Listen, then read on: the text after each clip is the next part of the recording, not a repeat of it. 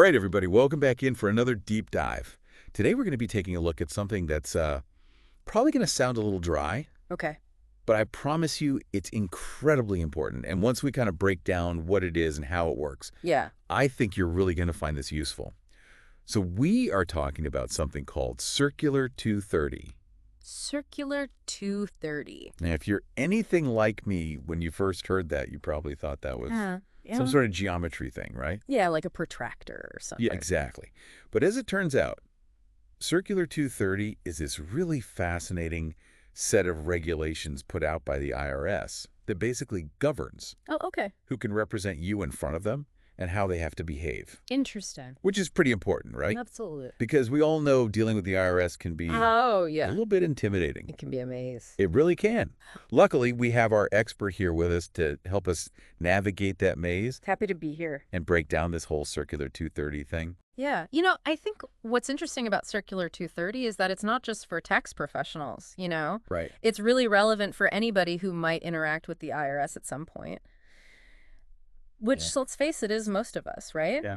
That's pretty much everybody. It really outlines who can advocate for you in front of the IRS.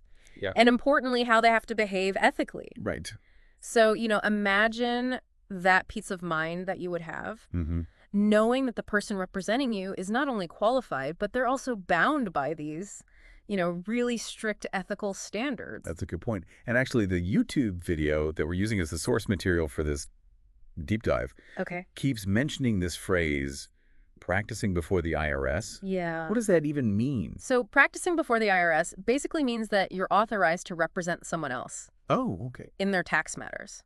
So that could be during an audit, if you're appealing a tax decision, even just corresponding with the IRS. It basically means you're authorized to be their spokesperson, in this complex world of taxes. Gotcha. So it's like having a tax lawyer. It is like having a tax lawyer, yeah. Okay, but the video also mentions Yeah. like CPAs, enrolled agents. Right.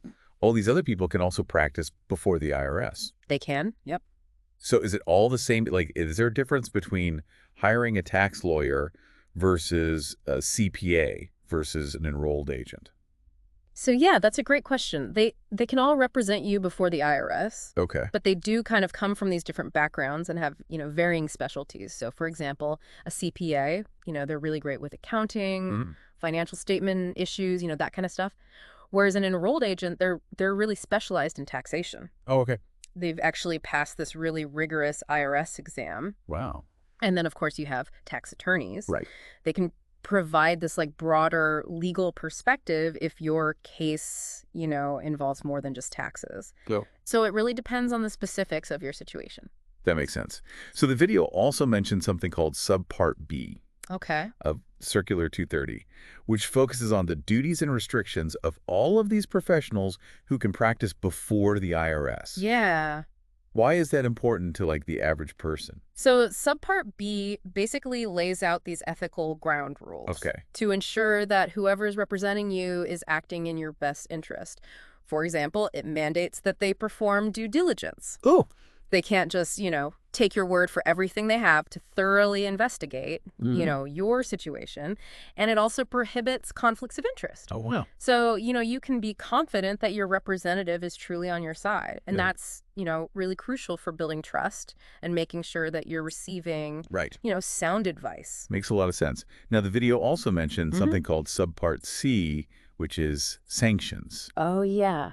which sounds a little bit ominous. It does. What happens if somebody breaks these rules? Yeah, so the IRS, they don't mess around when it comes to these ethical violations. Subpart C outlines the consequences, for breaking those rules. And that can be anything from censure and fines all the way to suspension Wow. or even disbarment from practicing before the IRS. So, those sanctions really underscore how important these regulations are. Right. And they provide this layer of protection for taxpayers. Right. So knowing all of this, what should someone who's trying to choose a tax professional keep in mind? Having this information really empowers you to ask the right questions. Okay. Don't be afraid to ask about their credentials, their experience, how they approach due diligence. Understanding these aspects of Circular 230 can really help you make, Right. An informed decision when choosing somebody to represent you before the IRS. That's great advice. I think, when people hear Circular 230, it sounds like I know. just this super dry topic, but it's Oh, yeah. actually It's really not. packed with information that can really help us feel Absolutely. more confident when we have to deal with the IRS. Knowledge is power, right? Yeah. Especially when it comes to something as important as taxes. That is the truth. And listeners, if you want to learn more, I highly recommend checking out Yeah. the full text of Circular 230 on the IRS website. It's surprisingly readable. It really is. It's well written. You can find it pretty easily. And, maybe save yourself a headache or two down the road, Definitely. because understanding the rules of the game can make a big difference, Huge difference. even when it comes to taxes. Especially when it comes to taxes. All right, everyone, that's going to wrap up another deep dive. We'll see you next time. See you later.